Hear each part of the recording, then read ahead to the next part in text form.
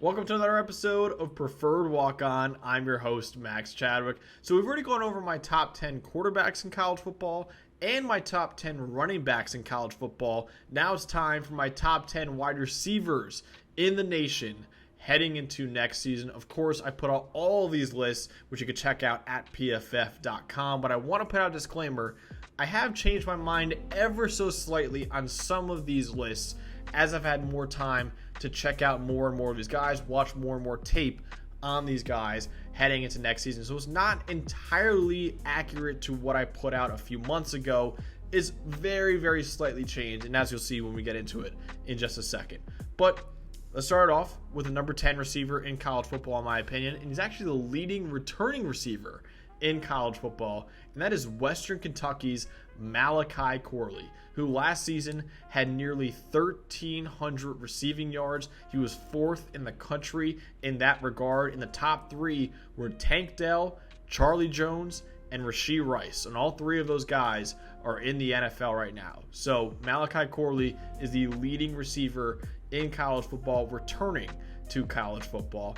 And what makes him so special is what he can do after the catch. He had 975 yards after the catch this past season, which led all players in the nation by nearly 300 yards. He also led all players in the country with 402 receiving yards after contact. And he broke 40 tackles after the catch, which didn't just lead all players in the country by 13. It was also the second most PFF has ever seen in a single season since we started charting college football in 2014. The only player who had more was Carlos Henderson, who in 2016 at Louisiana Tech broke 48 tackles after the catch. And in third place, behind Malachi Corley, is Rondale Moore, who in his true freshman season at Purdue broke 37 tackles after the catch. So at number 10 is Malachi Corley. And the only change on this list that I made from the list that I put out a few months ago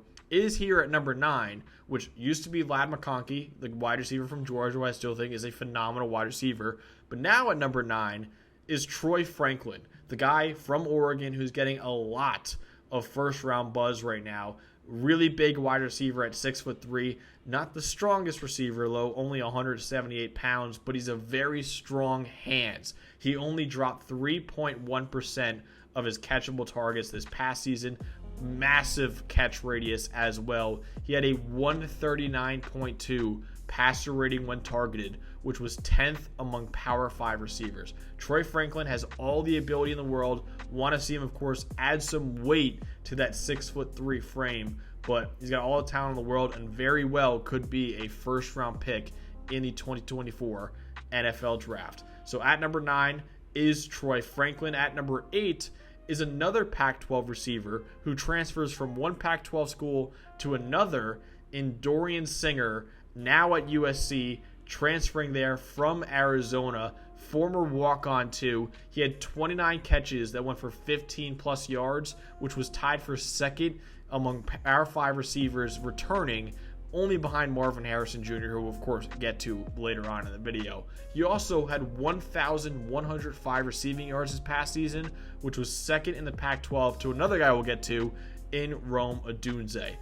Like I said before, transferring from Arizona to USC, and Trojans fans should be very familiar with this guy because last year against USC, Dorian Singer had 141 yards and 3 touchdowns against USC. So I think he'll be Caleb Williams' top target next year. It'll be the second straight year that USC has their top receiver being a transfer. Of course, Jordan Addison went in the first round of this last year's draft, but I think Dorian Singer is the next top receiver for Caleb Williams, and he comes in at number 8. At number 7 is Johnny Wilson from Florida State, who was quietly one of the most efficient receivers in college football this past season. He averaged 3.36 yards per route run, which led all Power 5 receivers. He looks like a tight end. He's 6'7", 235 pounds, but he's actually a really good receiver, and he had 205 receiving yards after contact, because as you'd imagine, it's pretty hard to tackle a guy that big. That was 7th most in the Power 5. Also, he was 10th in the Power 5 with 561 receiving yards against single coverage. So at number 7 is Johnny Wilson. At number 6 is the first of 2 Washington receivers that we'll be talking about today. That is Jalen McMillan from Washington, who plays more in the slot for the Huskies, but still, he makes up probably the second best duo in college football. He's half of that duo with another guy that we'll get into in a second, but McMillan, ultimate chain mover. He had 54 combined receiving first downs and touchdowns, which trailed only Marvin Harrison Jr. among returning Power 5 receivers, just like Dorian Singer also had 29 catches of 15 plus yards, which were tied for second behind, of course, Marvin Harrison Jr. And like I said before, Odunze, who we'll get into in a second, Jalen McMillan, and Michael Penix Jr., who I think is a top 5 quarterback in the country. That Washington passing attack is going to be scary next year, and Jalen McMillan is a big, big reason for that. And at number 5 is Malik Nabers from LSU, who wasn't really expected to be the top target for the Tigers this past season, but he was, because Kayshon Boutte didn't really live up to the expectations, but Malik Nabers exceeded them this past season. He was a monster after the catch. He forced 21 missed tackles on receptions, which were the 5th most among Power 5 receivers. He had 204 receiving yards after contact, which also ranked 8th in the Power 5. So Malik Nabers, the only SEC receiver on this list as well. So Malik Nabers is the best receiver in the SEC. At number 4, guy who had kind of a disappointing sophomore season compared to what he did as a freshman in 2021, but I'm still kind of buying into this guy, and that is Xavier from Texas. He had a 70.1 receiving grade this past season, which was more than 10 points lower what he posted in 2021 as a true freshman. Despite having 10 more targets this past season, he recorded over 200 fewer receiving yards and 4 fewer receiving touchdowns as a sophomore. I think the big reason for that was that he became much more of a downfield receiver for the Longhorns this past season. And that kind of took away his best ability, which is what he can do after the catch. As a true freshman, he had 526 yards after the catch, which were the 10th most in the Power 5.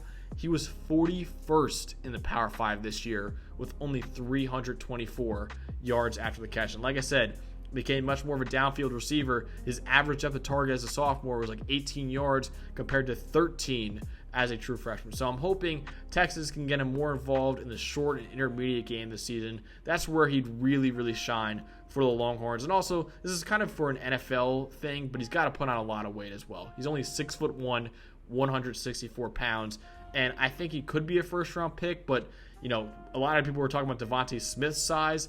Even he was bigger than Xavier Worthy. So Xavier was going to put on a little bit of weight, but I still think he could bounce back in a major way as a junior. I think he's got the talent to do so.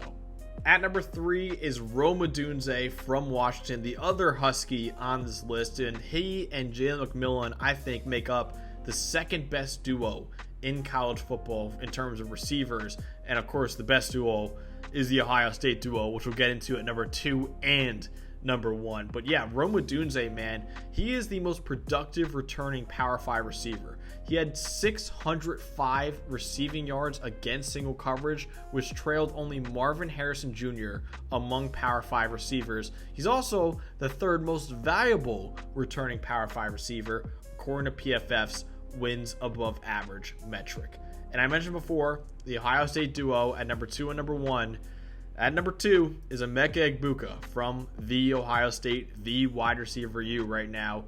And it remains to be seen who will be the next quarterback for Ohio State after CJ Stroud, whether that be Kyle McCord or Devin Brown. I think it will be Kyle McCord. But whoever it is will be throwing to not only the best duo in college football, but the 2 best receivers in college football.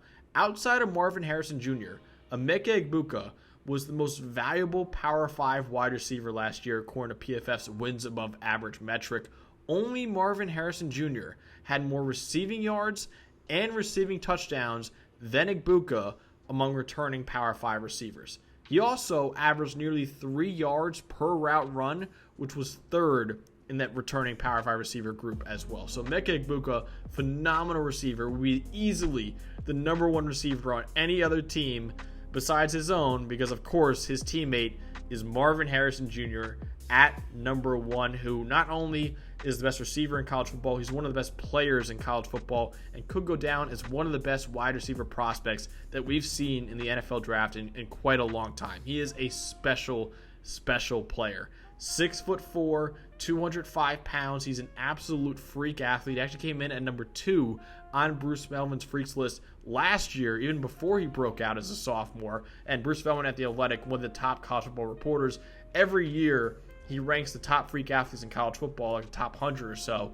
And Marvin Harrison Jr. came in at number 2 on that list. Of course, the son of a Hall of Famer, Marvin Harrison Sr. Marvin Harrison Jr. was both the highest graded and most valuable wide receiver in the country last year, according to PFF's wins above average metric.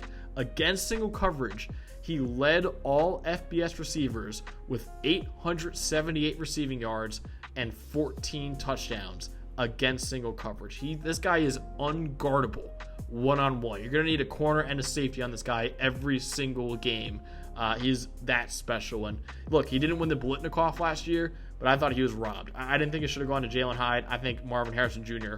was the best receiver in college football last year and most likely going to be the best receiver in college football this year. But that's what I got for my top 10 receivers in college football heading into the 2023 season. Of course, I know you don't agree with this list entirely, so let me know in the comments below what you think about this list, and make sure you subscribe to the channel for more top 10s like this and also more interviews with some of the best players in college football. Go check those out if you haven't already. But yeah, that's what I got, so see you guys later.